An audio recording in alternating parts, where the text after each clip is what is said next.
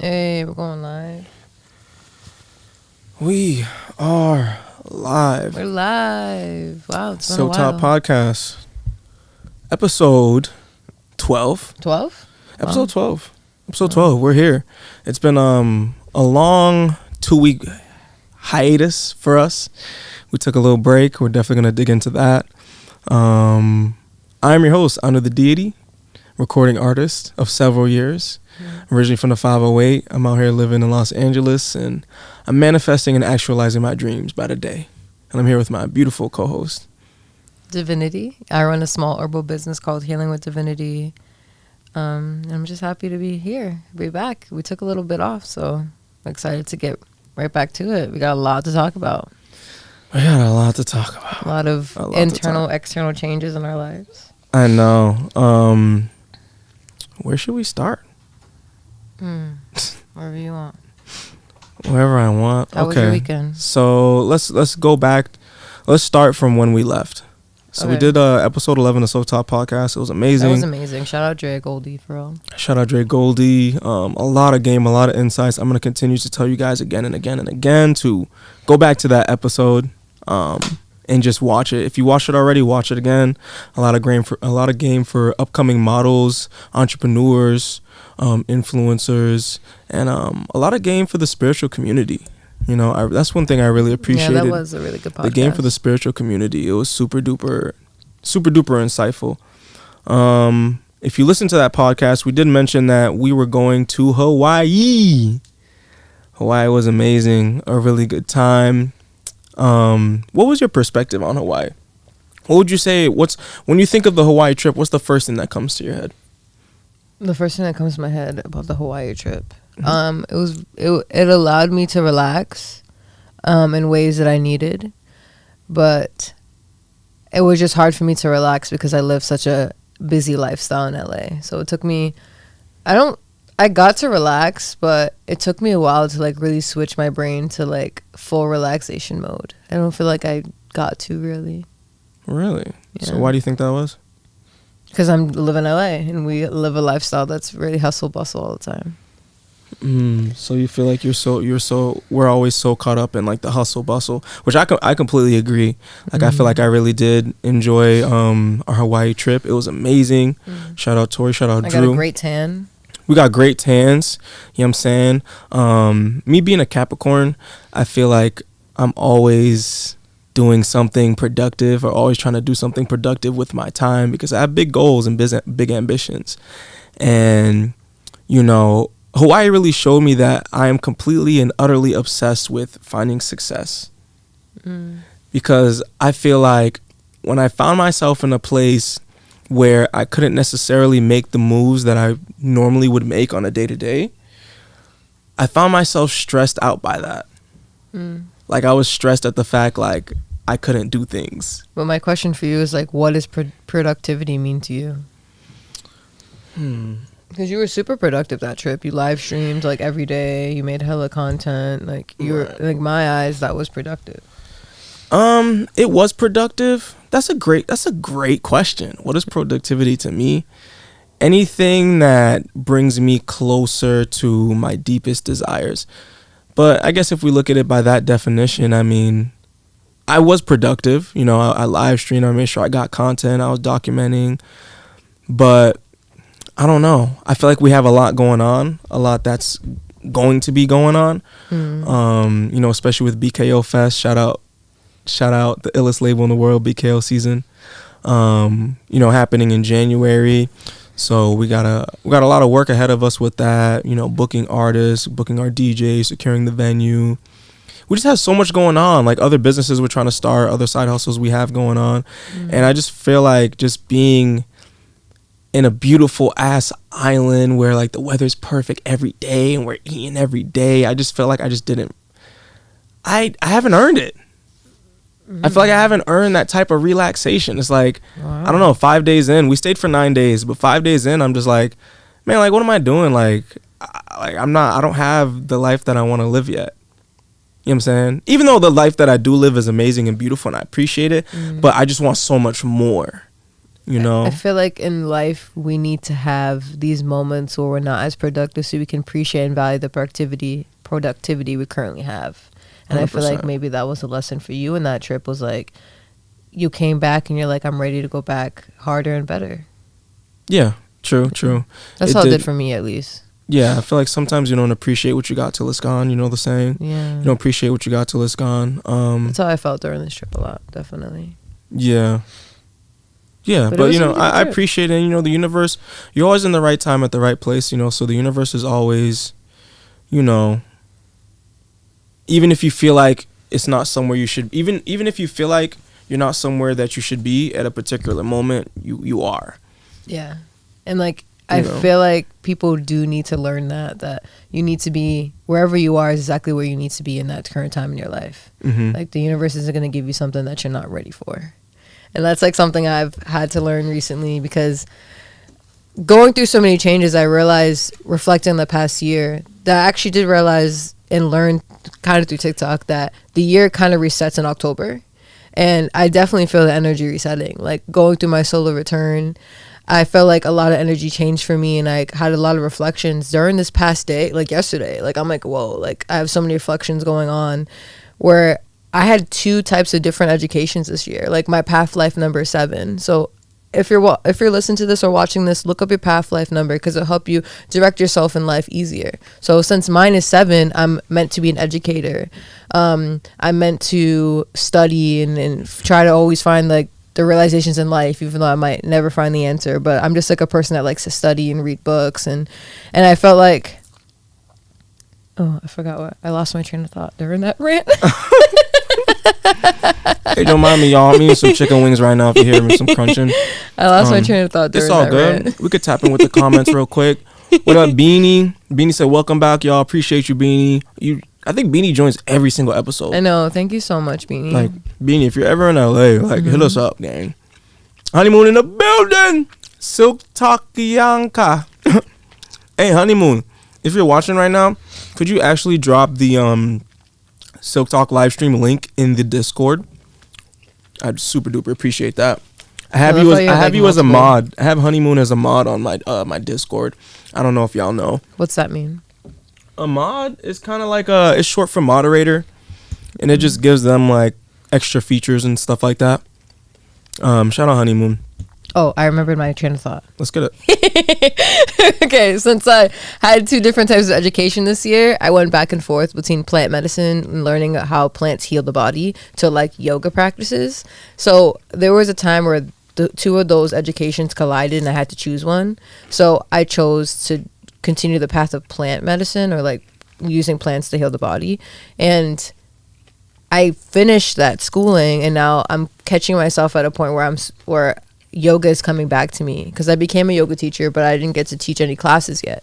So I guess during that time I was like, I don't know if I'm ready for this. And like the universe through my mentors are telling me, my mentors like, you are ready for this. It's time for you. And I'm like, I don't know if I'm ready. But again, I want to remind people that, and myself in this podcast, that you're never going to be ready. You just have to go and do it. Like the universe telling you through external validations that you are ready, that means you are ready. And I just had to come to that realization during this time. Thank you for letting me release that train of thought. Nah, I feel you. Don't mind me. Oh my God, Chris. Thank you so much. Shout out Chris. Thank you, Chris. Plates. Can you fix some plates, babe? I got you, fine. I'm about to rant your rant. Okay. What are some realizations that you have that you had? You've had a beautiful trip. Before we even do that, I wanna dig home the point that you said. Like, okay, you know, there never is that perfect moment. And so many times throughout my life journey, and I know I've said this like damn near every podcast, but there's so many times throughout my life journey where I feel like people wait for that perfect moment, quote unquote, for the people who are listening. It's never gonna come, bro. No. That perfect moment is never gonna come. So you have to start literally like now, like today, like right now. You know what I'm saying? And once I realized that throughout my journey of finding success and things like that, I feel like I started going ham. You feel me? I started going ham. So quick side note, the styrofoam is doing its thing. We got a beautiful, for those who are watching on the live stream, we got some beautiful Chinese food we're about to tear up. So bear with us as we do that. You know, we be chilling and eating on every damn podcast. Like, that's a goal. That's the beauty of being your own boss. Like, ain't no one can tell me, like, you can't eat no chicken. What are you doing? Like, bro, I do what I want. What are you trying to tell me? Anyway, so yeah, aside from that, Hawaii was super duper beautiful. We will be going back. I think the next destination that we want to go to is Thailand for sure. 100%. So stay tuned for that. Season 2 of Anu and Friends. Oh man, so we just finished season 1 of Anu and Friends. For those who aren't aware of Anu and Friends, it is pretty much a web series that I have on this exact YouTube channel. Check it out if you haven't. And also subscribe. So yeah, Anu and Friends is just a documentation of my life, bro. I feel like I have such a beautiful life, and I go on these amazing adventures, and I have such great experiences, and I wanted to capture it in a way where I could share it with the world, you know what I'm saying? And also be able to relive those memories myself. Thank you, babe. You just fixed me the illest plate. Thank you, shawty. And my shawty right there. But one thing I will be starting soon, and I think I'm going to start for BKO Fest, I'm going to start live streaming on Kick. Like, in real life, out and about, like, have someone follow me with the camera. We on Kick. We live for, for hours and shit. So I'm just really figuring out how I want to go about doing that. And I will keep you guys updated on that. Aside from that, though, all in all, Hawaii was beautiful. Hawaii was so beautiful. One of the things that really stuck out to me was all the lava rock. Hawaii has so much lava rock. You twist the mic like the other way. Yeah, there you go. There's so much lava rock in Hawaii, and it's super duper beautiful. We got to go look at some volcanoes, non-active, and really just. Oh, we went to an active one? Okay, well there you go. We went to an active one. And it was great. It was beautiful. We loved it. Do you have any other side notes for Hawaii? No, this is that weird shit they told me it was. What is that? I don't know. They told me, like, if you don't like it, you can't return it. I'm about to try it right now. Yeah, that styrofoam is like doing its thing right now. Not that bad. You got yourself a nice plate. Big plate. Shrimp. Do I got shrimps on my plate? I don't know. You put shrimps on my plate? It was good. No, I didn't. Oh, I'd like to have some shrimps too when you get the chance. Yeah, I'm gonna eat my plate first. All right. No, I shrimps too. Okay, do you? You could bring the mic a little closer now. So yeah, Hawaii. Do you have any other side notes about Hawaii? No. No? No. No other deep reflections or anything like that? I think seeing the active volcano and going on the volcano was very spiritual for me. I feel like when I seen the volcano, I felt I forgot her name, but there is a goddess that, like, I seen multiple times throughout the trip. Actually, we were on the boat, and the goddess was in the rock. Remember? They said? Like, okay. The goddess was in the rock. And you could see her face and her legs and her hair. And then I forgot what her name was. And then it was the goddess of the volcano. So you can't make the goddess angry because you can get cursed. So that's why you're not supposed to take lava rock with you back home, because you can get cursed if you do, and I didn't take any. Was it hard for you to resist the urge to take some? Yeah, it was. But I didn't do it. You didn't? It wasn't meant for me. I'm proud of you for that.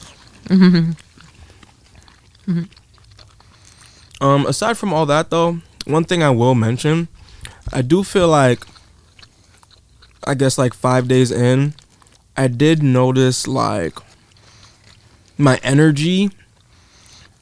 How could I say? I don't know if changing's the word, but I felt like, I don't know, my energy was, I don't know, I can't think of the word to explain it, really. But just my energy was just like, I don't know, I feel like someone, like, if my energy was like the shape of a human, like something like grabbed the shoulders of my energy and started shaking me like this. Really? Yeah, like energetically, like, I mean, I don't know. I guess that's just a reality check when you really think of it at the end of the day. That's how I like to perceive those types of situations where it's like, you know, I'm off the grid, I'm by myself, I'm disconnected from like my normal life. I'm like, okay, the universe put me in this situation to like really reflect on my life and like what I got going on and what I'm doing. Oh dear. You know, so that's that. But that was cool. So let's see. After Hawaii, we came back.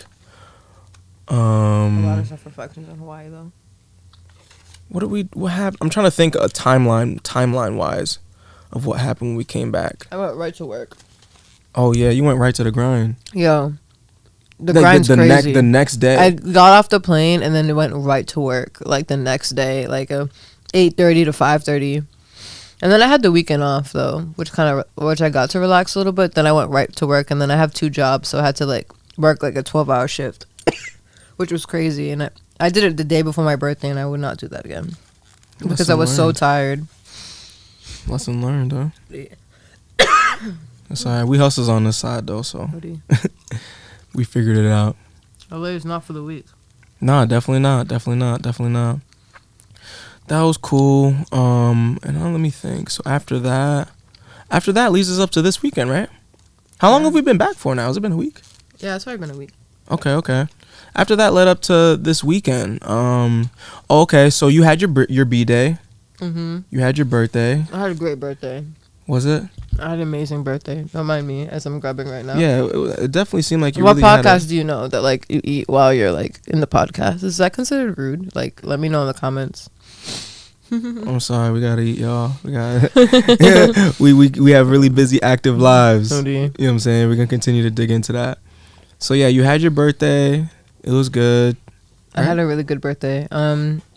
Every birthday, I feel like, I don't know if anyone can relate to this. If you can relate to this, please DM me, and I'd love to have this discussion further with you. I just have a tough birthday. I notice for myself, I get really emotional. I become very withdrawn. And it's like hard to have attention on me like that, which I don't mind attention, but I just feel like it's just a really emotional time for me on my birthdays. And I've been working on self-study for my golden year. I turned 26 on the 26th, so this year I turned 27. What's a golden year? Golden year is when your age matches the day you were born. So, and I don't know too many things about it. I think it's like a lucky year for you. I'm not sure. I wore a lot of golds, and it was a lot of self-reflection for me during my 26th year.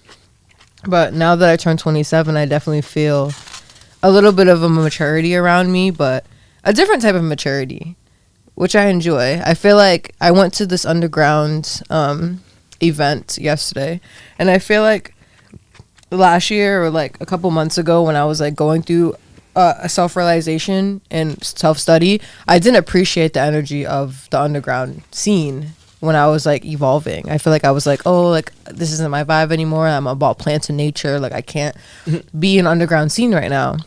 But as I got more mature and as I realized, I feel like I'm at a point where I can enjoy any place I'm at. I sense the energy of where I'm at, and if it's like beautiful and I can feel it, I feel like I see things based off energy now. And I see things less as like, oh, it doesn't match my vibe, I can't be around this. Like if it's positive energy and I'm happy to be around it, it doesn't matter what the vibe is. I can vibe wherever I go. So that was really cool. I feel like I had that realization yesterday as I was in the underground scene, and I loved it. Like I was like, this is amazing. I see why people like come to underground music and like mosh pit. Like I'm a mosh pitter. Like I'm in the pits. Like I'm not throwing hands, but I'm getting pushed around, and I really enjoy it. But I do want to rant a little bit about my birthday because I told myself. So okay, I'll talk a little bit about before the birthday. So I just got finished, like, my birthday's on the 26th of October. This is the 25th. I finished a 16-hour shift. I worked 2 jobs, went to one job, and went right to another job and finished it. I'm walking home. I forget, me and Anu get through this, like, stupid argument about something. I don't even remember what it was. And then I come home, and then he has, like, my flowers I wanted and, like, a pecan pie with, like, our song together is, Thinking About You by Frank Ocean. So he was playing it, and then the most impressive part was that he gave the cats treats. So when I came in, both the cats were both like in a perfect position, like looking at me because they were just got finished eating their treats. And I was just like, this is such a vibe. And like my birthday wish, which I couldn't talk to you about my birthday wish because it happened, was I had no expectations for my birthday. I told myself no expectations. I'm just gonna have a good time, and that's it. So since I did that 16-hour shift the day before, it was just really hard for me to wake up the next day for my birthday. So I did stay in bed for the majority of the day, which was actually really nice. I feel like I really needed it. And I was at a point where Anu left to get something, and I was just like, I kind of just don't want to do anything. I just want to stay in bed all day. But something about me told me that wasn't how I should celebrate. So I got up, I took a bath, and I was like, let's go. So I went to a pumpkin patch. And it was just so beautiful. I got to pick a pumpkin out. We paid like $1 for it. It was just really nice. But when I did hypnotherapy like 2 years ago with Joyce, shout out Joyce. And one of the sessions in my hypnotherapy, universe came through as I was channeling. Source came through and said, it's not the best quote, but Source said to me, like, we see that you see when we give gifts to you, when you appreciate us, and we want to say thank you. So the universe understands that I see the signs they give me, and it thanked me, and it was just so beautiful. So during this birthday, the universe thanked me and gave me gifts. Actually gave me 4 gifts, but I'll talk about the first 3. So here goes Tiara on her rant. So the first birthday gift was, I told Anu for my birthday, I only told him. I was like, I want marigold flowers for my birthday. So I was like, can you just please get me some? Like, I know I really want them. Because marigold is a beautiful plant that looks good in the house. And if you dry it, it's good for inflammation, skin. You can make it to a salve. It's good for, like, eczema and, like, skin. It's good for healing. It just decreases eczema. It decreases inflammation in the body. Marigold. You can also use it. When I went to herb school, someone had, like, conjunctivitis in their eye. So they took They had what? Conjunctivitis is when you have, like, bacteria in your eye and your eye gets, like, crusty and big. It's not pink eye. Pink eye is a virus. But conjunctivitis is, I think, is more bacterial. Oh. So they took a fresh herb of marigold and they put it in the person's eyeball. And the person healed their inflammation in their eye with marigold. So, like, from there, I was like, marigold's like my flower. I love it. So I go to work. I'm working my 16-hour shift. And I have one of my friends that is super spiritual. She comes to me and then she says to me, here, like, I don't know why, but I saw this and I thought about you. And just hands it to me. I'm telling you, I told no one about me wanting marigolds besides Anu. How did she randomly give me a marigold flower and said, hey, I picked this. I don't know why, but I saw this and I knew it was for you. That's crazy. You had a lot of, I don't know why, but I'm compelled to. Like the universe, because the universe talks, dude. The universe talked through people to me. Like, my love languages is gifts, and I feel like I know this. So I feel like the universe knows this too. We have a great relationship. She beats my ass, but we have a beautiful relationship, and she's been giving me gifts. So this was the first gift, and this was like, I knew it was from the universe. I was like, this is amazing, thank you, and it just like really raised my vibration, and I was so grateful. I still have it. And it's like, feel it. It's still fresh as fuck. It is indeed fresh. So that was the first gift. Thank you for listening this far. The second gift. I get my herbs from a farmer's market. And one of the herbs from the farmer's market had a caterpillar on it. And I didn't name him, but I knew it was a boy. I got the caterpillar. I put him in a mason jar with holes in it, and I raised him for like maybe like a month. He turned to a cocoon when I left to Hawaii, and I was like, oh, you think he'll hatch by the time I come back? Because I really want to watch him hatch. And I did research, and I found out it was going to be a moth. So I was like, okay, like it's not a butterfly, it's a moth. That's still beautiful. Moths are really beautiful. Mm-hmm. So An was like, nah, I gotta know when you come back, he's going to be fine. Like, he's still going to be in a cocoon. So we came back, he was still in a cocoon. So this is the 25th. Like, this is like 11:30 p.m. on the 25th. Like, it's about to be 12, my birthday. I come home. Anu did that really beautiful thing for me. He had my pecan pie and the cats. And Anu was like, hey, like, just so you know, your moth hatched. Like, I have no idea where it is. And I'm like, so my first thought was like, another gift. I was like, yes. So, but I was nervous because I couldn't find him. So I look at the mason jar, and then something tells me to look up. I look up in the corner, and it's the moth on the ceiling. Beautiful brown, fuzzy white.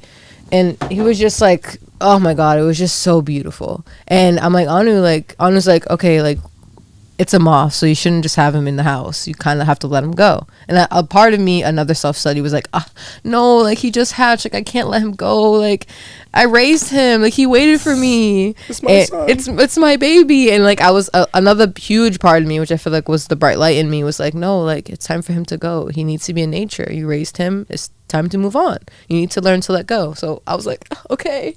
So Anu got him, put him in a jar, and by the moon, this is like a movie, I'm telling you. By the moonlight, I open it up. He's ready to go. Like, as soon as I put the jar on, we're outside street level. Yeah, we're outside. he's like trying to get out the jar so bad. He's like, I'm ready. He's so ready. And I'm like, okay, bro, like, let me find the perfect spot. So I pick a blank wall with like roses coming down. And I'm like, this is the spot. So I open the jar. He like comes out the rim. He looks at me. He flies up, goes to my face. I swear he says thank you to me. I feel the energy. It's like, thank you. And then he goes off into the fucking moonlight. Birthday gift number 2. That I was like, wow. Like, thank you, universe. Like, Scorpio season has been amazing. But again, Scorpio season for me, being a Scorpio, it's good in the beginning, and then towards the end it gets rough. Like, November gets a little rough for me, but I'm staying optimistic. Thanks all right, for the heads up. Yeah, I'm gonna be ready for that. thank you. All right, gift number 3. The craziest gift of it all. The craziest gift the of last it all. gift, right? This is the last gift, but I got another gift. We're gonna talk about the Yala. All right, thank you for listening this far. Third gift. So, the universe is beautiful. As long as you are a good person, have a good heart, and live with love, like, beautiful things will happen to you. You just got to realize it. You just have to see it. You got to get the signs and just believe it. That's all. So, I have a lot of tattoos. I have over 30. Damn. I even have one on my face. So I've always wanted a stick and poke tattoo. I went to Hawaii. I got 2 tattoos in Hawaii, but they weren't stick and poke. No one was doing them there. In LA, it's really hard to find a person that does stick and poke. Like, it's not that common. Stick and poke is just when they take the ink with a needle and they just poke your skin. It's not used electrical needle. So I always wanted a traditional tattoo. I go to this event, Something Dope for the People. Shout out Jordan, episode 9. Yeah. Episode 9, shout out Jordan. I went to Something Dope. I vend with them. Great connection. Very beautiful white energy, that event space. So I go there. They have tattoos. And the lady that does tattoos only does stick and poke tattoos. Only. And I'm like, wow. And then I got a stick and poke tattoo. It's a little herb. And I have it right here on my wrist. And I paid $30 for it. Happy birthday number 3. Oh my god. And my number's 333. Like, I got 3 beautiful gifts from the universe, and I was just so grateful. So that's how my birthday went. And I would like to talk about the 4th gift, but I want to kind of get to the story first about it before I mention it. Okay. But yeah, I had a great birthday. Thanks for asking. Thanks for listening. Of course. Okay, so let's dig into the 4th gift. It's a little story. Sit back, relax. Yeah, let's talk about Halloween. Well, Yeah. Okay, let's talk about this first. What is your perception of Halloween in LA? What do you think about Halloween in LA? What do you think about it? Lit. First word that comes to my head. Because like some people that watch us don't know what Halloween's like in LA. So if you can describe it a little bit for people. Lit. Super duper lit. Everybody's outside. There's a trillion parties going on. It was fire. So the past three Halloweens, we've been going to these mansion parties thrown by some homies out in Philly. Shout out Stocked Up. Shout out DJ. And they throw these amazing parties. Actually, matter of fact, the first party we ever went to in LA was for Halloween, and it was at this beautiful mansion in the Hollywood Hills. And I'll never forget, bro, looking up at the sky, seeing the moon was like right above my head, and just thinking to myself, like, wow, like, I'm really out here in LA. Like, I'm really out here. Like, this is insane. Like, living in LA has just been a dream of mine since I could even remember. So it was a full circle moment for you when you went to the party. Yeah. So our friends in Philly threw that party. They threw one every year. So this year, they threw another mansion party, and it just happened to be at the same exact mansion that we went to for our first ever mansion party in LA. So it was a very nostalgic moment, very full circle moment, like just being there and just thinking like, damn, like full circle AF. You know what I'm saying? Like, you're making me laugh. Yeah, just stop. Try to be quick. But yeah, it's full circle AF. Great time. That was so distracting. I don't know why. Why was it full circle for you? And what does full circle moments mean? Full circle to me is like, okay, you started here and then you go through like the journey of life and then you end up back where you started. But like a new person. But like a new person with like a different mind. You know what I'm saying? So like I found myself back where like this whole journey started. This whole Los Angeles journey started, like, and it's like I'm back. And it just makes me when I have those full circle moments, it really makes me reflect on like everything that I went through in between, you know? Like the meat section of the journey. Just makes me reflect of like all the connections I made, you know, all the ups, the downs, all the lessons. So it was just very reflective, bro. Like it was beautiful. And like a lot of people at the party were at the party like the first year that we went. Wow. So it was crazy. I was like, wow, it's down to the same people. Like it was crazy. You know, we went there. It was a great time.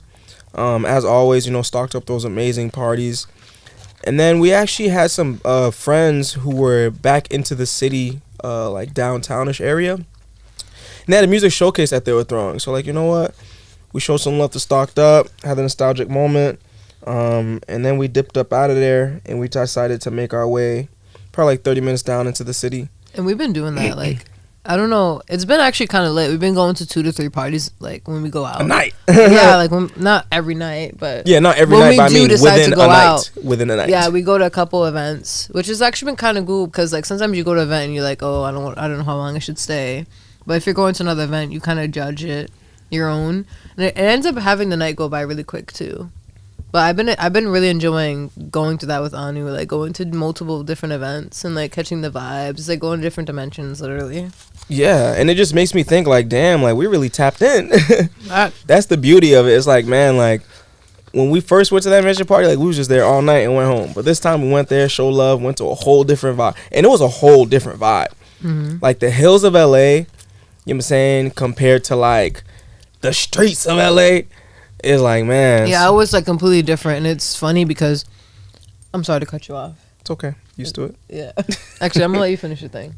No, I do your thing. Okay. I'm sorry. I do that often. It's okay.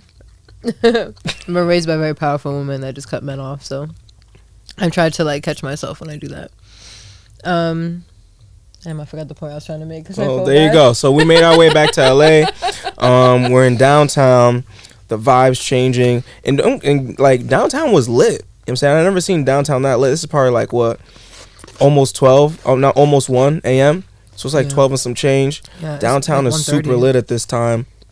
There's people in the streets walking. We make our way to this event, and it's like, how could I say? No disrespect, but it was like a little rinky-dinky venue. But I love the rinky-dinkiness of it. You know what I'm saying? Because, like, that's what downtown's about. That's what the culture's about. You know what I'm saying? Like, and it was just like, you know what I'm saying? These artists, some of our friends and some artists that we've never met, literally just pouring their hearts and soul into, you know, performing. And, like, the crowd was lit. Niggas was mosh pitting, raging. Like, it was crazy, bro. Like, and it just makes me think about, like, just the culture. You know what I'm saying? Just, like, the hip-hop culture. The culture of being an artist and like, you know, being in a little rinky dinky room and, you know, pouring your heart out. You feel me? And I feel like no matter how far I get along my musical journey, no matter how tapped in I continue to get, no matter how much money I make, no matter how bigger the crowd gets, I'm always gonna have a love and appreciation for, you know, unknown underground artists pouring their soul out in a rinky-dinky room, turning up in downtown LA or anywhere in the damn world. You know what I'm saying? So it was really touching, bro. And there was a lot of dope artists out there. There was this one artist in particular. Well, there was a couple artists in particular. One artist had a walker, and man, I just remember young artist. He just really caught my eye throughout the entire night, and just like to see how happy he was. Even though like his legs weren't working, like he was literally like dragging his legs throughout and the whole when room. he would stand, legs would just like shake, and it was just like wow. And it was sad. To it paint was the picture so sad. too, to paint the picture, like everyone's like super grunge, black leather, face tattoos like all over their face, like clown makeup on. People had like, and throughout the night, like I did a lot of breathing exercises in yoga school, and I feel like I understand that some people like to stand next to me because I have like energy and like they feel comfortable around me. So I noticed like some people would just like stand next to me, or, like me and Anu in the corner. Like I noticed some people would just like stand right on the side of me, and I'm like, oh, but like I understood because they're standing on the side of me because of like the energy I have. And like it took me a little while to realize that, but it was actually cool. I realized that night, like one girl lost her phone, and she came to me like 3 times, like, have you seen my phone? I'm like, no. And then she found her phone, and she came back to me so excited and like gave me a hug. And I have no idea who this girl is. And she was just like, I found my phone, and she just like gave me a hug, and I was just like, great, I'm happy for you. It was just really cute. But yeah, seeing the person in the walker was like so wild. Yeah, it was wild. But like, you know, he still was smiling and having a good time. But the part that really touched me the most is when he performed. Oh yeah, he performed like. Oh. He performed. He performed on the ground, bro. He was laying on the ground. I don't remember at what point he got to the ground. I just remember like I turned my back. Made his position. I turned my back and I turned back around, and he has the mic in his hand. He's on the floor, just like singing and rapping his heart out. And I'm like, wow. And it was like beautiful. Like it wasn't like no ghetto. Like it wasn't like a stupid song. Like it was just like a really passionate song, and like it was just beautiful. Yeah, it was a really beautiful song. Like.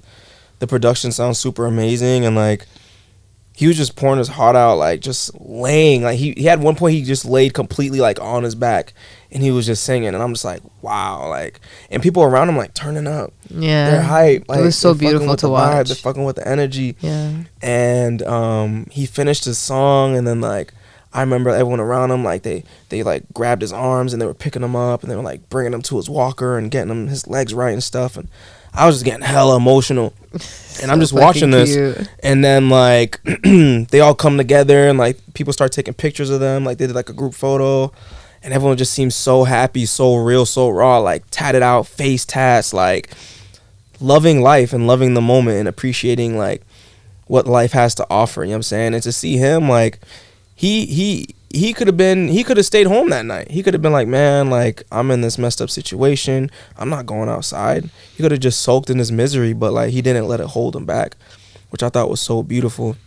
And there's really no excuse. Like being happy is a choice, you know, and he made that choice to be happy. Yeah, literally. And it was beautiful, bro. And then I was just like, damn, it was crazy. I got super duper emotional. Yeah, and I feel like one thing I love about you and like this relationship too is that we always like try to understand the psychology of people, and I love like talking about the psychology of a person and like how they are and like appreciating their energy, and I feel like we always have discussions like that. So for you to like like when you were in the car with me and you discuss like the moment and you like you were getting emotional, it was just so beautiful because I got to see that same moment again, but through your perspective and like why you choose. I remember you saying in the car, you're like, this is why I like always will go to like underground music and underground energy. What did you say about it more? You said it better than I could. This is why I'll always like still go to like underground shows, you know, where there's like, you know, undiscovered, unsigned artists, because I feel like that is the heart of the culture. Like that is the heartbeat of the culture. If it's not for shows like that, like who knows what type of, you know, your favorite rapper wouldn't exist. Yeah. You know I'm saying your favorite artist wouldn't exist. It makes me think back of like looking at shows. Like I'll never forget when I first discovered Gesundheit. Thank you. I'll never forget when I first discovered XXXTentacion. Oh, I want to talk about that. Like, and I seen an underground show that he was at. I remember just being on YouTube and just looking up like XXX performances and seeing the shows that he performed at and just seeing how raw it was, bro. And like, you know, he had Ski Mask with him. He had Smoke Perp, Lil Pump, and like they're all unknown. And like to see where they're all at now, like they're all superstars now. But if it wasn't for those underground shows and like they were performing at little rinky dinky spots, little rinky dinky spots, bro. But like the energy is real, you know. The energy felt like super X. Like before we went to that event for a couple of weeks, as soon as we came back from Hawaii, I feel like Anu was playing a lot of X and like his interviews and like just like his music videos. We were watching it, and then going to that event, I was like, wow, I feel like his energy was definitely there, and it was just like amazing to see. Like, I just love seeing the mosh pitting. I feel like it could be a little bit aggressive, but like at the same time, it's love, and like people are just pushing each other, and it was just amazing. Like I just had it's like a release, bro. It's a release in energy. Yeah, you have to understand, like to some people, like that's all we got.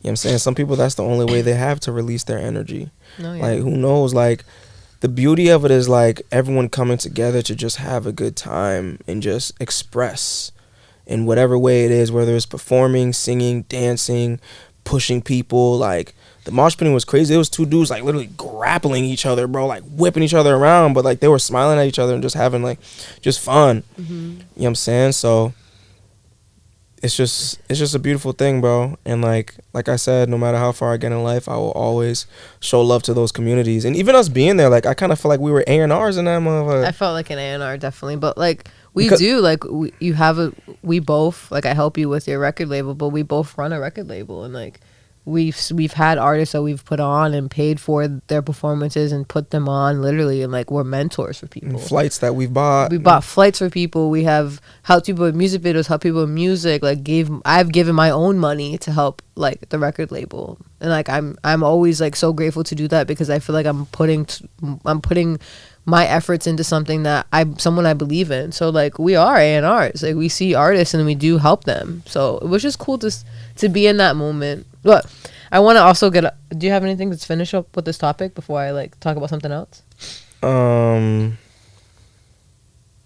was beautiful. It was beautiful. Were you gonna switch the subject, or was it still related to that night? Yeah. Okay, go. So I know what you're gonna say. Okay, maybe not. So I noticed in LA when I first moved to LA, the no judgment at all. Like I think it's cool that people could be themselves, but women out here definitely dress in full lingerie with their ass out here. Probably do it in Miami too, but like I never knew that. Like when I first moved to LA, I never knew that women dress like that. So I was like, oh shit, like this is the vibe out here. So my first Halloween was actually really hard, because like I just wore like a regular outfit, and I was just like a little uncomfortable because I don't know, I just was judging myself. I was like, oh, I don't look like the best. Like I was just super judgmental of myself at the time. But now that I went to the same Halloween party and went in, and like I didn't wear like crazy lingerie, but I was like, my mindset changed completely about it. And it was just so interesting to see, because women had like their full ass out with thong, everything. And like I feel like when me and Anu go out, I like to wear a collar, and like I have what is it connected to the collar?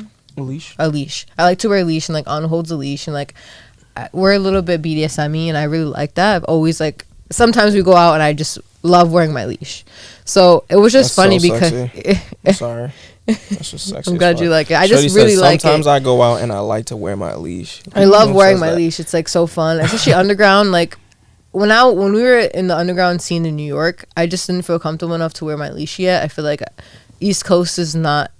This is my own perception of this. This is like how I think. I feel like East Coast is not as open-minded as the West Coast is, so I never felt comfortable enough to bring that side of me out.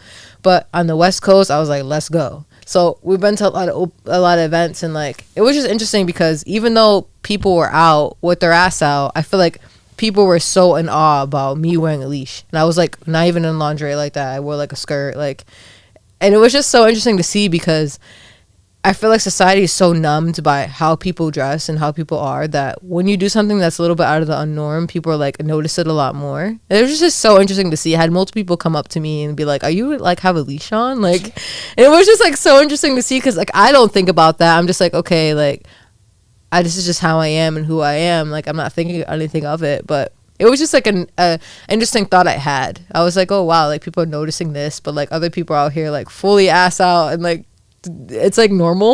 Like it was just so interesting to like see, but that was just like a cool perspective I had during that time. They like the people with the cheeks out aren't getting confronted, but you have your cheeks covered, but you got a leash and you're getting confronted. So. Yeah, people were confronting me like, oh my god, like I had someone laugh, but it wasn't like anything judgmental. You know what I mean? It was just like wow, like oh. You have a leash, like someone's like like you're gonna walk like a dog. Like, yeah, like I enjoy it. Like it's just funny. Shawty's a freak. I wouldn't say that. I'm just like I'm not It's open, freaky, but like man. It's okay. whatever. There's nothing wrong with that.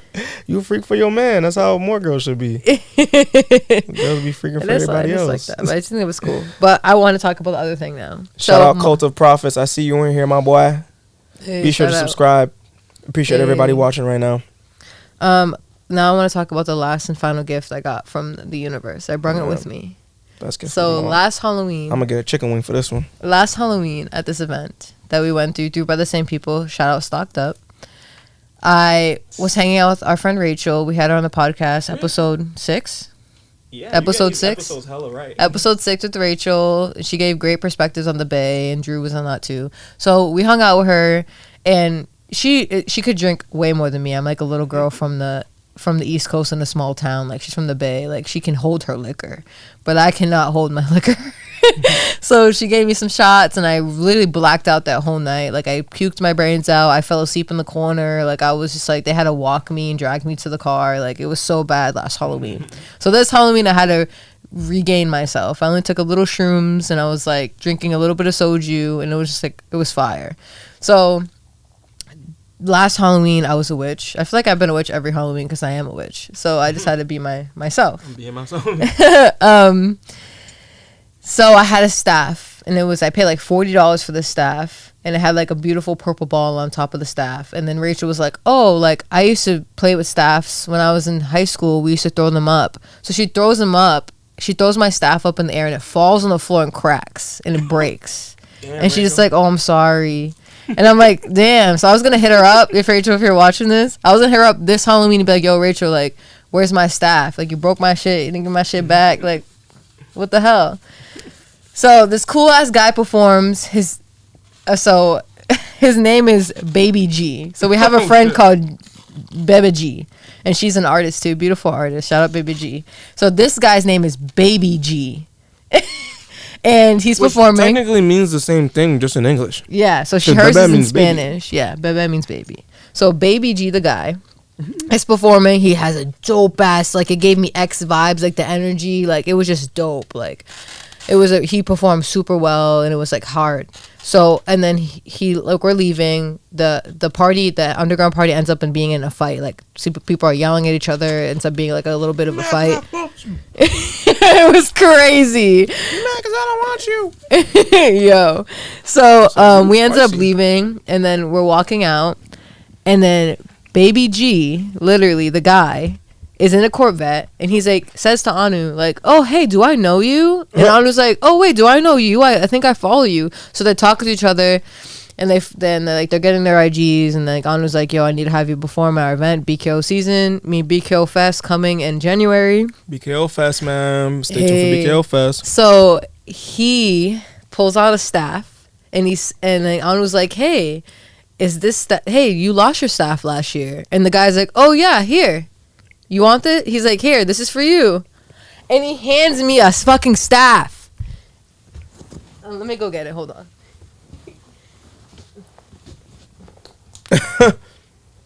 He hands me a full witch staff. Dang, and says, that John big. This is for you. He says, hey, this is for you. And just hands me the staff. That's a big I was John. like, what the fuck? I was like, what? And it's like a nice, look how big this is. Like, people that are seeing this online, it's taller than me. I'm 5'2". This is probably 5'3", 5'4". And like, dude, I couldn't believe it. And it's real. Like, this is a real crystal. This is like really made. And he's like, here, this is for you. And he just hands me the staff. Like, what? So that was the 4th gift. And I thought the universe only gave me 3, but the universe surprised me with 4. And it was actually really cool. And I really appreciate the staff. It has beautiful energy to it. I saged it when I got home. And it's just very strong and powerful. And I'm a witch as fuck. That's all I got to say. But yeah, I got a staff. And it was just amazing. Yeah, that was how yesterday went. Witches, but yeah, it was really dope. Hey, everyone on TikTok, we are going to only YouTube. Hit the link in my bio. We're going to only YouTube. Peace. And it's funny because the day before that party, we thought we were going to go to the same party, but it ended up being the next day. Oh, yeah. The day before we even went to both of these events, we went out the night before thinking that the mansion party was that night.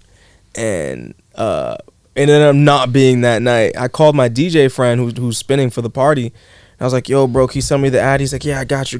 And for some reason, he's not sending it to me. So I call him, like, me and Divinity get all dressed up, super fly. I call him, and then I'm like, yo, bro, like, we outside. We just got some pizza. You know what I'm saying? There's, like, some up there. I was like, yo, bro, I'm outside. Like, where's the Addy? Like, where you at right now? He's like, oh, I'm headed to this hotel right now to chill. There's, like, a rooftop party. Mind you, it's, like, 1 o'clock. I'm like, bro, are you even spinning at this party? He's like, yeah, I'm spending at the party. It's tomorrow. I'm like, it's tomorrow? He's like, yeah, it's tomorrow. I said, damn. He's like, it's tomorrow. So me and Divinity, and we just ate some shroom pizza too. So like, I'm like, damn, bro. Like, Divinity's like, all right, bet. I'm going back to the crib. I'm getting Mario. Because for our anniversary, which was after her birthday. Yeah, we could talk about our anniversary. But before we dig into that, for our anniversary, Divinity brought me to GameStop. I was like a kid in a candy shop. That's a little bar. What'd I say? She said, get whatever you want, daddy. Whatever you want, daddy. I said, bet. I've been eyeballing the Super Mario game lately. So I went and got that. Why did I bring that up again? Why did I even bring up Super Mario? Train of thought today, huh? That's a Zeb, bro. Oh, speaking of the Zeb, where is it? No, you should roll something up. Yeah. Any more napkins left? Probably some rinky dinky ones. Damn, I lost my train of thought. See, usually we have like a third guest, and they usually bring it all back in.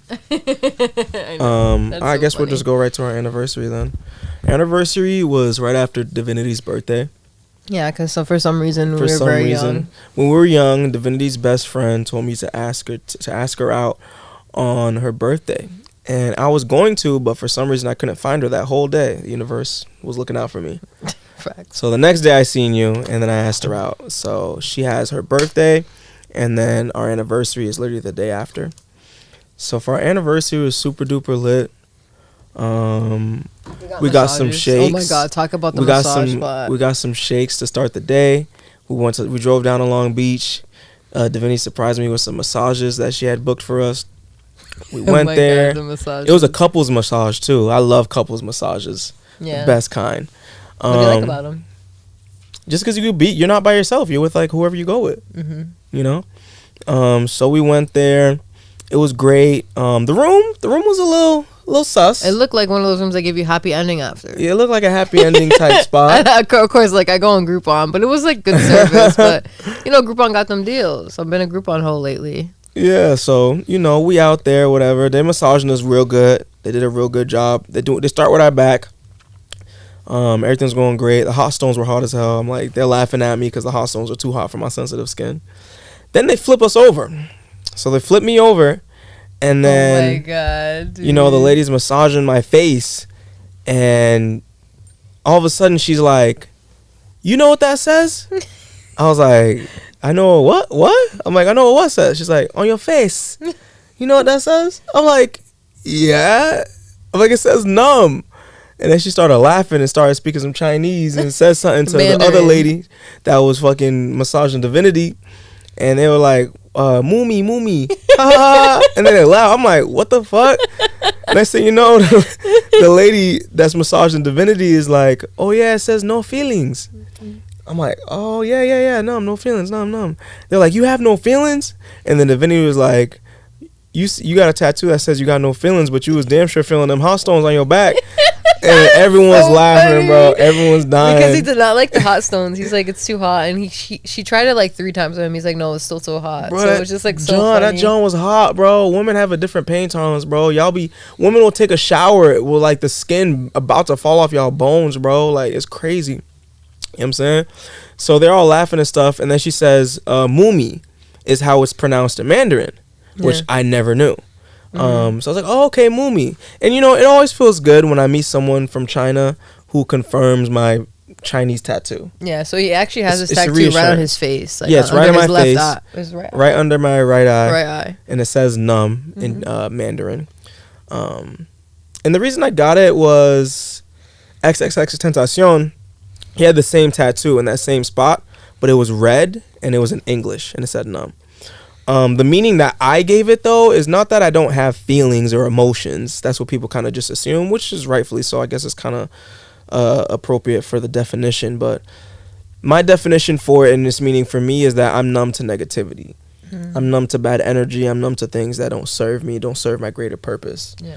So that's really what I'm numb to. And I explained that to her, and she's like, "Oh, okay, like you gave it your own meaning." Yeah, they were open, but they did like say something in Mandarin. Oh yeah, they were like laughing. bickering back and forth and just laughing, like, bro. Because we don't understand what they're saying. But the saying. funniest part was, right after that, they're like, "Oh, okay, that's nice." And then she's massaging my face, massaging my face, massaging my face. And she's like massaging my chest.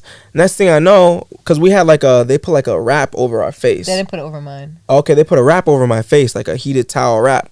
Next thing I know, the wrap like flings halfway off.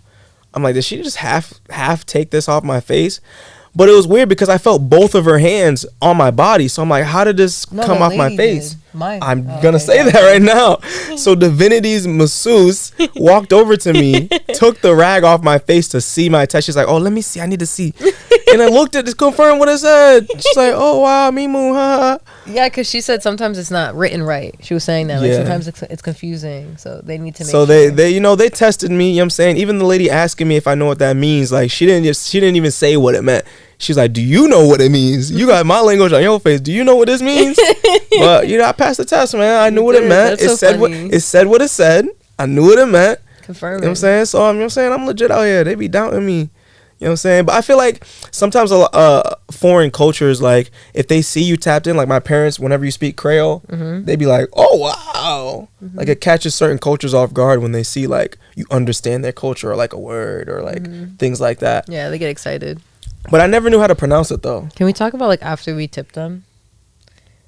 Okay. Yeah, you should talk about the story. You want me to talk about that? Yeah, okay, so okay, you say okay. it's so funny. So we got the massages. We've got finished with the massages. Super great. Me and Divinity put our clothes back on.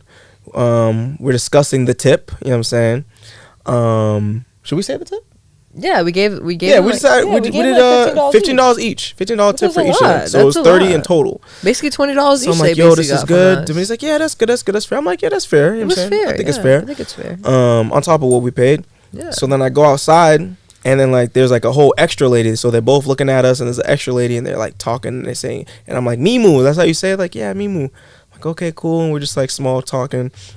So then I give the lady the tip. The lady that massaged me, I had cash. I gave her the cash. She grabs it from my hand and like didn't even blink twice, bro. She's like shuffling through the money to like see how much money it was. I'm like in front of us, right in my face though. I'm like, damn, like I just handed it to you, bro. Like, dude. So I'm trying to leave the room because I understand like certain cultures, bro. If you don't tip enough, it's gonna be a problem. So I ain't want no problems. So I'm like, damn, like, yo, babe, like, I put my arm over her shoulder. I'm like, all right, let's go. Let's start making our way out of here. Because she's shuffling through this money. I've never seen someone, like, you give them a tip and they look at the tip, like, in your face. Like, OD. Like, usually, like, I'll put it in my pocket. I'll say thank you. And then when the person who gave me the tip walks away, then I'll look at the tip. It's different culture. I don't take it and look at it in my face. Like, I was like, damn, like, if we didn't give her a good enough number, I feel like she would have been like, yo. Y'all ain't leaving. Yeah. That's so wild. Y'all ain't going nowhere. And like everything we discussed literally happened as soon as we came back from Hawaii. Like this whole podcast. Like, yeah, literally this whole like, hour long of what we've been saying has literally been in the span of you know, our trip back. You know what I'm saying? But it's dope though. It's great memories and like, you know, I feel like, you know, LA, that's like LA's way of saying welcome back, gang. Welcome back. And then as soon as we came back, what happened the night we came back on Friday? Went to a lit ass fashion show. Oh yeah. Yeah, we did hella shit when we came back. I forgot the fashion show. The fashion show, shout out LSD.Lucky on IG. She's a beautiful fashion designer that like makes these beautiful curated events, and like her style and the way she makes her clothes is just so breathtaking. This theme was very like Renaissance like, and just like it was just, I would say Renaissance corsets, a lot of like fabrics hanging from the side, a lot of chains. It was just so breathtaking and beautiful, and it was like a beautiful way of saying welcome back to LA by going to that event. You can check on IGs if you want to look more into it, but yeah, Super it was dope. a really lit Super event. Dope. Yeah. First coming back right off, dope ass fashion show. But we have a comment from Honeymoon on Honeymoon said, if you had to move someplace that wasn't New York, Japan, the Bay, or back home, where would you go? Damn, how you gonna name all the places I want to go? Yeah, because she knows how we're gonna New be. New York, Japan. If I had to move, it depends where my bread's at.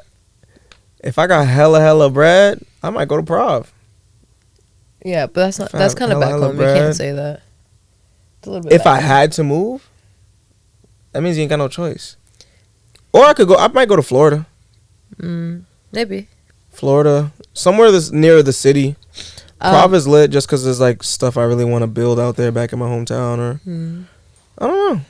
I feel like for me, like Anu's been talking to me about like, oh, like we were in the hills. He's like, you wouldn't want to live in something like this, and I'm like, before I'd be like, no, like I feel like I see myself in Venice. Like Venice is very like my vibe, but now I'm just like, as long as I have a garden and a place where I can plant like plants and watch them grow, like I don't care where I end up, as long as the soil is fertile. That's all I really care about. Yeah, I don't know. That's a tough question. You know what I'm saying? There's no place like LA. We could revisit that later on in this episode of Soap Talk Podcast. But yeah, so going back to the events that conspired, during our return back to LA, a lot of great moments and times, but there was also a little bit of what's the word? Not stress. Yeah, I guess stress. Not stress, not anxiety, drama. Yeah. Drama. Before that, though, I want to discuss something. Like, I feel like, in our relationship, we have been together for 12 years. And, like, we did have a period of time where we broke up, and it was really hard for both of us. And I feel like since we got back together, we've been having to build this type of trust with each other and, like, understanding with each other now that we're different people. And I feel like through the week of us getting back, I feel like we've have such a strong, beautiful connection, and we grow more and more together. And I was just like, I feel like during the past couple days, like we really got to see each other differently and like appreciate each other, and it was just like beautiful. I feel like we got to connect a lot deeper these past couple days. Do you feel like that? Yeah, it's been a beautiful time. Yeah.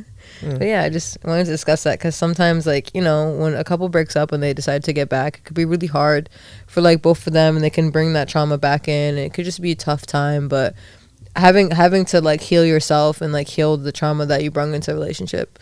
I feel like even though it's been like 2 years since we broke up, it still comes up for us sometimes, and it was just really nice to like go out and we just like really understood each other like in different ways. Like we had moments where Ron was like, oh wow, you handled that really well, like, and like it was just really cool. Yeah, I just wanted to talk about that real quick. I love it. Yeah. All right, go ahead. Thank you. Appreciate that. Appreciate you saying that. Do you want to talk about certain moments that you said that to me, or no? I mean, if you want to. Okay. So, no, we don't have to. It's okay. Okay. We'll say that for IRL.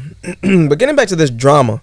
Oh, boy. You know what I'm saying? There's been a lot of drama, man. Lately, I feel like people just been feeling away about me. You know what I'm saying? And it's just interesting because I feel like I do a really good job of minding my goddamn business. Yeah. I mind my goddamn business. I give good energy. I wish the best. And I'm not trying to sit here and victimize myself. It is what it is. It comes with the territory. You know what I'm saying? But I feel like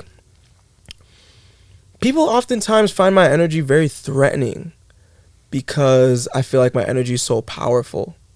And I feel like when you're around powerful energy, it brings different things out of you. Sometimes it can bring strong insecurities out of you. Sometimes it can bring so many things out of you. So, I've really noticed as of lately, especially, on my return to LA, I have had several friends reach out to me. How could I say without saying too much? Just reaching out to me and just being like, yo, like, I feel this type of way about something that you said. That's essentially what it's just been. Like, each scenario is just like, you said something. And it's crazy because, like, each scenario where people have been claiming I've said something, it hasn't even been about them. and it hasn't even been intended to make them feel any type of negative way. It's really just people have just really just been misunderstanding me a lot as of lately. I said miss lately. As of lately, and I feel like it's bringing a lot of emotions from these people, where they feel like, they're just upset and they feel like things aren't fair. And lately, I just feel like I've been having to put a lot of people in check, bro. Like, I'm gonna just keep it real raw. Like, I've been having to put a lot of motherfuckers in check, bro. As of lately, it's funny. I was telling Divinity, I'm like, man, I've been putting so many people in check lately, where I feel like when these people end up in relationships, like, I need 10%, bro. Like, they gotta cut me a check. Yeah, but because I feel like lately I've just been teaching people like basic human skills, but at the same time, these are also these same skills that I struggled a lot with throughout my journey of growing up. 10%. I'll give you 5. I'll give you 2% of my 10. Because I feel like, I could just I want to put blame, but I feel like society standards is men don't know how to understand their emotions and communicate because they weren't raised to do that. So like, a lot of us dating was like a lot of us teaching each other how to communicate and understand each other because we are different people. So like throughout our relationship, like we've been together for many, many years. So throughout the beginning and middle of our relationship, we had to really understand how we communicate and understand what each other is. And like me and Rachel also talked about this with you. We were both people that knew you very deeply. We both know you very deeply. We both said to you, like, you are a person that is hard to read. But me being with you for so many years, I can read you because I understand you. I've been with you for many years. So like, it's easier to read. It's just like, it's just communicating. That's all it is. Everything just comes down to communication. Everything comes down to like what's worth it or not for you, and that's it. It just comes down to communication and just being your authentic self. And when I ever felt like I wasn't my authentic self around somebody and they never allowed me to be, I give people about 2 to 3 chances with friendships. Being a Scorpio, any Scorpios watching this, if you can relate to this, please DM me. But I feel like I give a person 1 or 2 chances, and if they don't allow me to be my authentic self and they seem like they don't like me, then like, I move forward. But I don't know if other people are like that. I don't know if it's just like a Scorpio thing or not. Because Scorpios can really just be cutting people off. But yeah, I feel like for you, like just understand that sometimes you can be really hard to like read, and like whatever you go through, like it's all comes out of love and people's own trauma, you just understand that. Yeah, definitely. And that's definitely been coming to me as of lately. I feel like lately I've been feeling like, I don't know, like we said before, you're always at the right place at the right time. You're always undergoing the right situation at the right time. So I feel like these situations also serve as opportunities because, there's no such thing as an L. Everything's a learning experience. Yeah. So I feel like these situations kind of become learning opportunities for me to, exhibit and practice what I've learned throughout my journey, which is communicating. Yeah, even though people have been coming up to me all types of upset about all types of crap for stupid ass reasons, and I've been I never heard you say the word crap. You know what I'm saying? I'm trying to keep it PG, but I'm also swearing at the same time, so it's just crazy. I never heard you say crap. But it's like, it's just crap, bro. Like, motherfuckers just mad about some bullshit. You feel me? But I'm proud of myself for being able to take the time that I need to process it and then go back to them and communicate. Go back to them and express, even if they are not used to it, because that's what it seems like people aren't really used to being upset with someone and that same someone going up to them like a mature adult and communicating with them.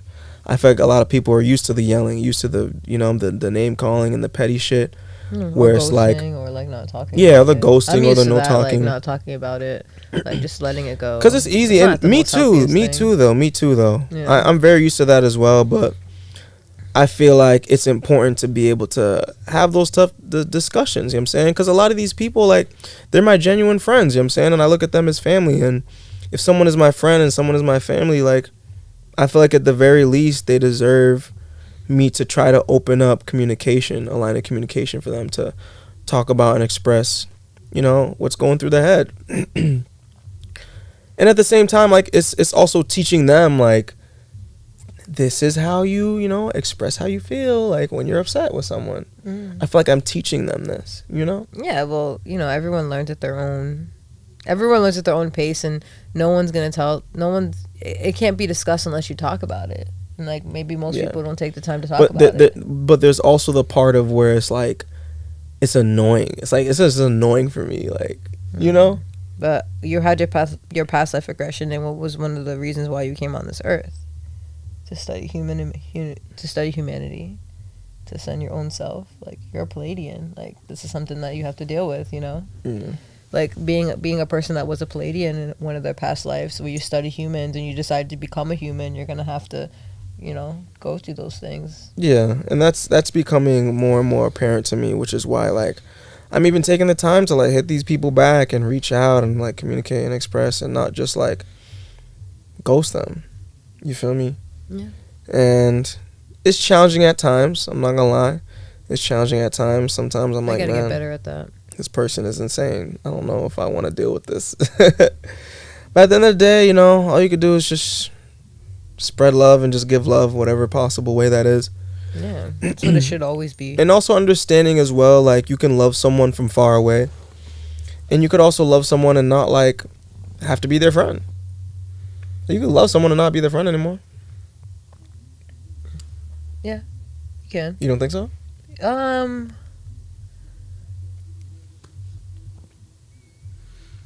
don't know. I guess you can love everyone always. I think you should always give love to people. I guess I learned that from one of our friends, where they taught me, like, you know, I love this person a lot. One of my friends that was in a relationship with someone, and they had to let them go, but they just said that they still love them, but they have to just love them from afar. So I guess I can understand that.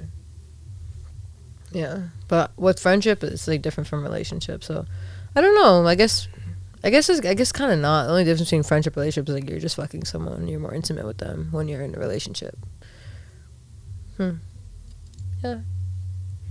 Yeah, you know, because I feel like sometimes, like, even loving someone from afar is kind of like a form of loving yourself and valuing yourself and understanding, like, this is when I'm around this person, when I'm in close proximity to this person, these types of things come out from me or them or both of us. Therefore, I have to, you know, give it some space. And I feel like sometimes, like, us being ourselves can bring out person's unhealed trauma within themselves. Sometimes, often. Yeah. But I feel like that's, like, your job as a light worker, bro. Like, yeah, I feel like the more light you have within yourself, the more it shows people their own darkness or their own lack of light. Yeah, and, like, I don't know. I guess for me, since I, like, want to heal others through sound, through plants, like, I feel like I'm also gonna attract people that are, like, broken or not healed. So I guess I kind of have to get used to that too. Oh yeah, you know, as a healer, like, you know, especially being a healer, you're gonna attract broken people, you know. But it's important to have that balance, even though I have very strong we talked energy, about though. imbalance. Did we talk about that on the pod? Oh my god, I need to talk about this. This is so funny. So I got a wax. Mad random. I love how you just changed the subject. I need to talk about this. Okay. Like, I always knew I was a very strong woman. I'm a very strong woman. I have strong very strong woman. hair. Like, my energy's strong, my personality's strong. Like, I was getting a wax, and, like, the lady was like, she was Chinese, and she was asking me questions. You knew about zodiac. She was, like, talking about, like, Chinese zodiac and, like, how me and Anu were compatible, and, like, it was also talking about, like, my own zodiac. She kept on saying to me I was very strong, and she judged me through my strength through my birthday, but she also judged my strength through my hair that I got waxed. So she was like, your hair is very strong, like, you are strong, like, and I was just like, thank you. So I just had to, like, talk about that because that was so funny. I never had someone tell me I was strong because, like, my hair I was getting waxed was strong. So it's very interesting. Woman. She said, you're very strong. I was like, thank you. It hurt though, but I guess I was strong. No, you are a strong woman.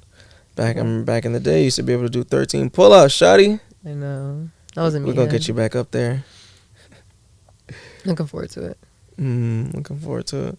So all in all, like, you know, looking back at everything we've talked about, being able to have the time to sit and publicly reflect on our week back to LA and our trip to Hawaii, what are some final thoughts you may or may not have? May or may not have. I have no thoughts. Well, may not. Well, may have. I feel like there's an eclipse going on. It's in Aries, and I feel like the eclipse is going to hit a lot of fixed signs, and fixed signs astrology is categorized through like 4 different categories when it comes to like your zodiac sign. It's like mutable, cardinal, fixed. I think that's it. But me being a Scorpio and also Taurus moon, I have a lot of fixed energy. So sometimes fixed energy could be very stubborn, hard to change. Really wants to get something done, can be like hyper focused. So like this moon or this eclipse is supposed to hit all of our fixed signs. When you have fixed sign when you are a fixed sign, you have it in your big 3. It's supposed to really affect you.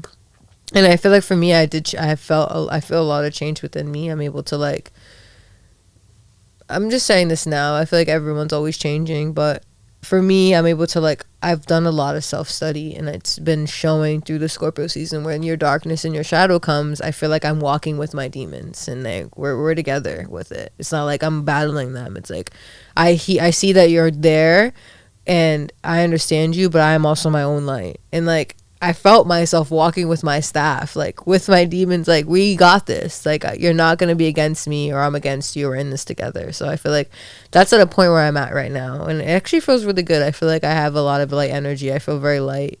I've actually been sleeping a lot too, because the season's changing. But it's really been hibernating. I've been hibernating, OD.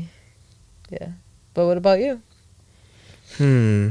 Lasting thoughts. I actually have like a question for you. Like, how do you deal with changing friendships when like friendships that were close or different, it's changing? Like, how do you deal with that for people that don't know how to deal with like a different friendships changing? I feel like, me being a Cancer moon, I'm a very sensitive and emotional person, so it's definitely a challenge for me. But you know, I feel like throughout me navigating my life journey, I've been learning to, it's gonna sound crazy, but become more cold-hearted. But you're a Capricorn, so like Capricorns are naturally a little bit more cold-hearted too. They're known to be cold-hearted. So you're just tapping into that energy more now? Yeah. Tapping into that logical, that logical side of my brain, that logical part of my body, and just, constantly reminding myself. I have to keep myself in check and remind myself, because it's like a part of me just like doesn't want to give up on anybody. Like a part of me I see the light that people don't even see within themselves all the time. Yeah. Every time I come across someone, like it's the first thing that I see. Like I'm a very glass half full type of guy. So like I just see so much in so many people, and I'm often told like, bro, you see more in me than I even see in myself. Yeah. You know what I'm saying? So to be able to like have friendships change and cut people off, like it's definitely very challenging for me, but I'm just learning. It's the perspective for me. You know what I'm saying? So if I look at it like, oh, I don't want to give up on this person, they could do so much, it'll be hard for me. But if I look at it like, this person is not serving my purpose, this person is detrimental to the direction that I'm heading in with my life and my goals, and above all else, I need to have respect and love for myself and respect my energy and who I spread my energy with. When I look at it that way, now it's like, okay, I gotta cut this motherfucker off because they're holding me back. You know what I'm saying? It's disrespectful to myself to bring people amongst my energy who don't deserve to be amongst my energy. So just having that perspective and just looking at it like, okay, like I'm doing this for my own greater good. Yeah. I guess you have to have self-love to even think that way. Yeah. And in a way, like for me at least, it's learning to be a little bit more cold. You know what I'm saying? Like even with like, communicating with people with things that I feel like aren't accurate or they feel a type of way, and I'm telling them like this is what it is. Even that kind of like, in a way, I'm finding the love in it. I'm finding a way to do it with love, but like it's very challenging for me. Because I grew up usually just like not saying anything. Yeah. And it boils down to just how I grew up in the house. Because I used to just always say what it was, and then like, through a relationship with my father, and particularly, I've learned to just like, have the mentality where it's like sometimes it's just more peaceful saying nothing. But then you get older and you mature more, and like, all these issues, need to be addressed, and all these situations, like they need to be addressed. Yeah. Otherwise, they're not going to change and they're not going to fix. And I need to understand, like, just because I tell someone what it is and, how it made me feel doesn't mean they're gonna fucking always like turn up on me or fucking bug out. No, yeah. Even though that's what I'm like traumatically used to. Yeah. You know, so it's learning to like break that generational curse. And that's beautiful to like realize that self-study too. Yeah. And the way I'm just moving now, it's just like, you know, I'm learning to just stay as focused as possible. I'm learning to just have that tunnel vision and see nothing but where I'm trying to go. And, you know, if you don't align with that direction, if you're not pushing me further in that direction, if you don't have value to bring to aid in me and my team heading in that direction, I just can't waste time, you know, with you. Yeah, one thing that you said to me that I always like remember once in a while is like when you say like I want to be around people that make me feel like I'm a king, because that's what I am, and like I make people around me feel like they're amazing, so I just need to be around people that make me feel amazing too. Yeah, and like that's good advice too. Like be around people and friends that make you feel like you're that nigga, you're that bitch. Like have people feel that way. So don't forget that. Yeah, no, for real. Like you're the people you surround yourself with and the environment that you're in most of the time is super duper important, and it shapes you as a person. You know, so like you said, are the 5 people you hang with. Yeah, they're the average of the, I think it's like 5 or 7 people you hang out with the most. I think it's 5. You're the average of that. You know what I'm saying? So if you see yourself surrounded with people who ain't doing shit with their lives, then you gonna be an ain't shit nigga. I'm sorry, you ain't gonna be shit. You know what I'm saying? So yeah, that's just the type of discipline I'm having with like my friendships and stuff like that. And it's becoming very cutthroat. My circle is becoming smaller and smaller and smaller and smaller. You know what I'm saying? And you know, I rather 10 lions than 100 sheep at this point. You always say that. Because we just got so much going on for ourselves. We've got this beautiful podcast that reaches thousands and thousands of people every month. Thank you so much for listening to this podcast. Thank you, everyone. If you made it this far, like, thank you.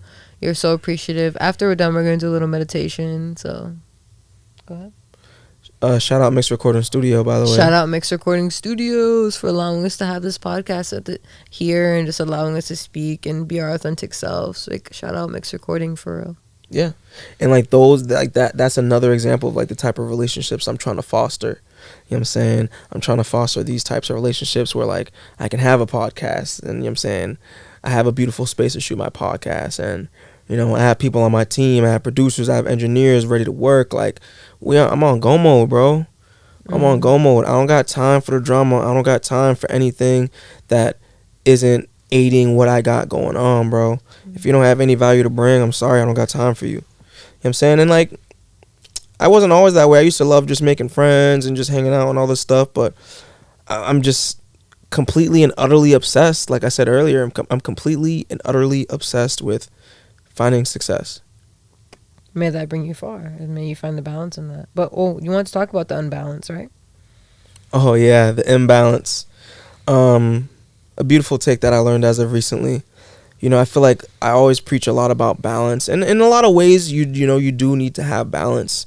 But you know, if you wish to amount to anything big in life and find any sort of level of success with whatever it is you got going on, you need to learn to live and find comfortability in being imbalanced. Unbalanced, talk about what that bro. Means like more like imbalance. What do you mean by that? So, you know, when everyone is asleep at home, you in the gym. When everyone's going home from work or whatever it is, you're going to go to the studio. You're about to put in some hours. You know, when people are calling it quits, when people are choosing comfortability, you're choosing hard work. You know what I'm saying? You're choosing to live a lifestyle that is going to drain you, but when you get everything you want, you realize it was all worth it. You know what I'm saying? So even the life that we live, I feel like is a certain level of unbalance to it. Like the amount of content that I dished out this year, me and my team. Facts. We just have so much content. So much content between having a podcast, editing all the clips, make sure I'm take care of the social media on that, taking care of my own social media presence, having multiple Instagram pages that I run, growing my TikTok, running ads, shooting and editing music videos, Facts. shooting and How many editing music videos did a you web drop this year? series, Like Anu and 3? Friends. Like, there's just so much that we do, and so much that and on top of like recording music, mixing and mastering my own music, going to the studio for 8 hours straight, shooting a mini vlog while freestyling music, and then recording a music video while the other homies in the booth recording the next song. Like, bro, it's a very unbalanced life that I live, you know what I'm saying? But I wouldn't want it any other way, you feel me? And I understand, like, this is what is required for me to get to where I want to get to. You know what I'm saying? So yeah, find comfortability in that unbalanced lifestyle, and learn that, if you really want something bad, you need to be unbalanced. And once you get that, and once you attain whatever you desire, then you can become balanced. And then you teach the next generation how to do the same thing. That's so beautiful. Oh, date. You feel me? So, yeah. It's been a real great episode, man. I was really looking forward to this episode and kind of just, getting everything off of our chest. You feel me? And I feel like this is kind of like a stepping stone. And I feel like after this, like, I'm excited to see what these next couple weeks have in store for us. How many podcasts we got left? 4. We have 4 podcasts left before the year's over. A lot of dope special guests on the way, and I'm very, very, very, very, very, very excited. I have a surprise EP dropping a little bit later this year, so stay tuned for that. And I got a big surprise coming early next year, shortly after BKO Fest. I'm very excited for BKO Fest. Me too. Man, BKO Fest. It's gonna be great. I'm telling you, it's gonna be the illest party in the motherfucking world, bro. If y'all ever been to one of our parties, oxytocin, welcome to the candy shop. You know how we get down. So it's time. I'm very, very, very, very, very, very excited. 2024 is gonna be great. Universal Year 8. Be sure to look that up. Yeah. Well, Universal do you know a little bit about that? Universal Year 8. It's been a while since I looked into it, so not as much to explain it the way I would like to. But from what I can recall, we're going to be reaping the fruits of our labor, you know what I'm saying? The seeds that we planted these past few years, they're going to start blooming a little bit. Mm-hmm. So, yeah, it's still going to be a little bit of a grind, as always. But, a lot of good things coming our way, for real. And the energy of Universal Year 8, we're actually in it already. Energetically, Universal Year 8 has already begun. Like, 2024 has already begun. Yeah, in October. Right? Yep. Yeah, so, and look at what happened. As soon as October happened, we went to Hawaii. We've been having all these great experiences, so. Yeah, crazy. It's been lit. Like, we're already feeling it. We're already feeling it. It's freaking amazing. And, like, we got so much dope shit on the way that, like, we haven't even talked about yet. You know what I'm saying? I'm excited to get to the manyan. Same. If you ain't got the manyan, you can't have no fanyan. Yeah. You know what I'm saying? So, yeah, stay tuned, man. We got a lot of more dope content on the way. Yeah.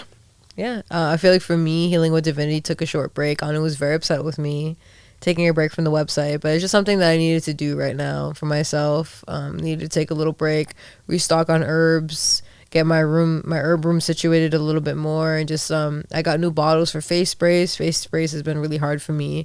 I made this amazing product that's like a face spray that's also cleansed with like natural crystal energy, a little bit of witch hazel, a little water. I'm not gonna tell you all the ingredients, you gotta see when it comes out. Hey. But I use it every day, and it's the reason why my face is so clear and so glowy. So I'm in the market of selling that, but I've been having a hard time with the bottles. Every time I spend a lot of money on bottles, the spray nozzle always breaks. So it's just been very frustrating for me. I've been wanting to give up, but I cannot give up on my products or my business. I really have a passion for it, and it changed my whole life. So I'm in the process of revamping and changing healingwithdivinity.com. So that's why it's not up right now. Also looking to teach yoga. I feel like when I went through yoga school for yin, I'm a practitioner of yin yoga, and when I went to school for it, it really helped me calm down a lot. It really helped me take things slow, and I'm a very fast-paced person, so I really miss the energy, and I wish to, and I will. I actually have an audition December 10th, so I have to be ready for that, but I'm ready to teach again now. Well, to teach more, or to teach at all, so I'm really looking forward to that. But do you have anything else to discuss before we end it? I love you guys, man. As always, I appreciate everyone that's tuned in. We got to Went to a come in little here. meditation Cult of the before. Prophets. Great podcast. We'll be tuning in. Can't wait to see more. Thank you, gang. Thank you. Thank you, gang. Appreciate you, tuning in with the vibration and the frequency, bro. Like, life is super beautiful. We have so many things coming your way, boy. More music. The music's getting better. Everything is just getting better, bro. Stay tuned for Anu and Friends Season 2, by the way. If y'all haven't seen the last episode of Anu and Friends, you can find it right here on this channel. Feel free to subscribe to this channel. Visit the channel. Check out all the content that we got going on. The last Anu and Friends was lit. The last Silk Talk, again, super duper lit with Dre Goldie. Please check that one out. A lot of beautiful advice on modeling and social media managing. So that's a really good podcast. Probably one of my favorites. Yeah. Up there, definitely. Yeah, I'm going to continue to reference episode 12 of Silk Talk Goldie's very podcast. beautiful, Episode 11, light. sorry. Yeah. Episode 11 of Silk Talk podcast with Dre Goldie. I'm going to continue to tell you guys to check that out for real. Yeah, I would like to end it with a little meditation. Okay, That's cool. So, our breath is very healing. I actually have breath Sanskrit tattooed on my chest where my diaphragm is, because I'm very, very big learner, very big advocate for using breath to heal. I work at one of my jobs, many jobs I have, is I work at a cardiologist's office, and I take people's blood pressures and I see it sky roof, and then I tell them to take a couple of breaths and the blood pressure drops to normal. So like I see every day what the breath does for us. that's wild. And for myself, yeah, people are actually so amazed by like taking a couple breaths can lower your blood pressure. So I would like for us to actually take a couple breaths and actually hold our breath. And as we hold our breath, see what our mind does. So we're going to do 3 different rounds of it. Each round will be a little bit more. We're going to start with 30 seconds, then 45 seconds, then a minute. And then as we go on, I'm going to play a little rainforest sound for you. Kind of sounds like this. A little ASMR. I got this from Hawaii. I really wanted to get a sound instrument in Hawaii. I really wanted to get like a fire chime. You can look that up if you're interested in what that is. But I was not able to find a fire chime, so I ended up finding something else that was really interesting. So whenever you're ready, Anu, we're going to start. Yeah, I'm ready. So I want you to get into a nice comfortable seat and close your eyes. You can watch me. It's up to you. Whatever you're into. Close your eyes, and I want you to take a deep breath in your nose, out your mouth. And as you're breathing, I want you to relax your body. In your nose. Relax your shoulders away from your ears, out your mouth. One more breath in your nose, out your mouth. Okay, so now we're going to start with the breathing. So get comfortable. I'm going to set a little timer. Or I'm going to watch it. And you're going to take a deep breath in and you're going to hold it for 30 seconds. Ready? Deep breath in. Hold it.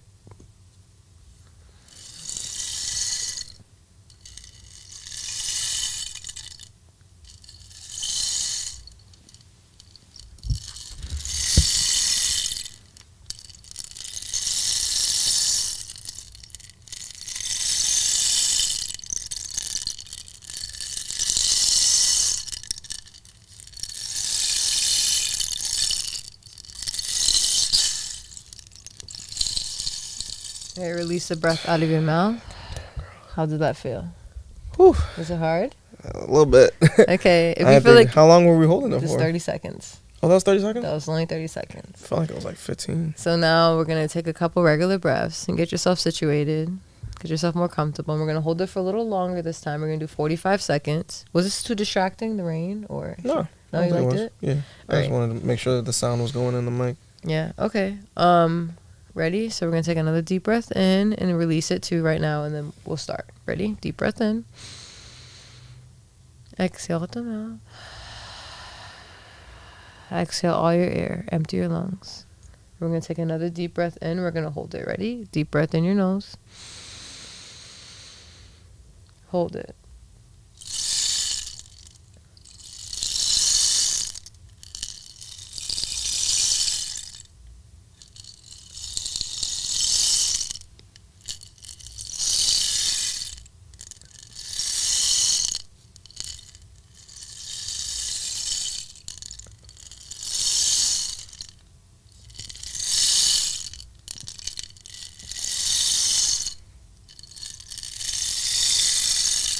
You're almost there. 10 more seconds left. You're doing good.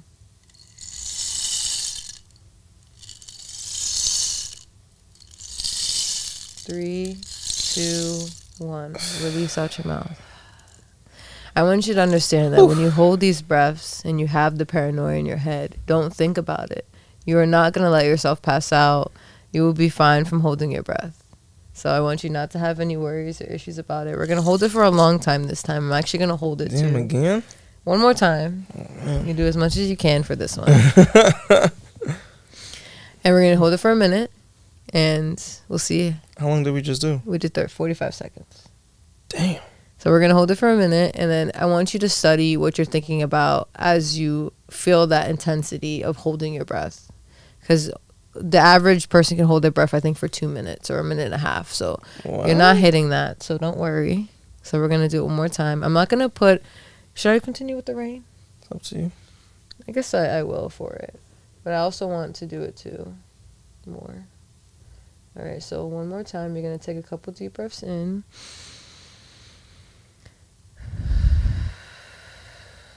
I want you to completely empty your lungs. 2 more breaths. Ready?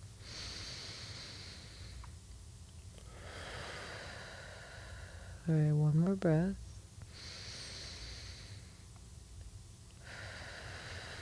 Completely empty your lungs. And we're going to start. Deep breath in. Hold it.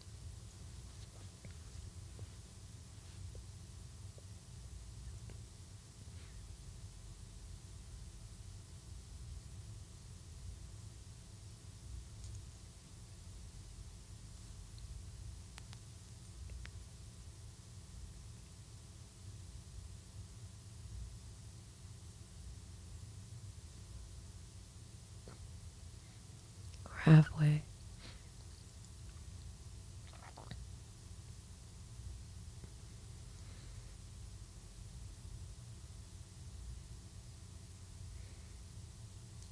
More seconds.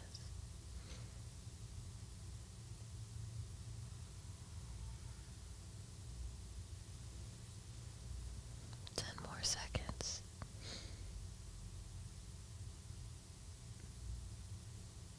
3, 2, 1. Release out your mouth.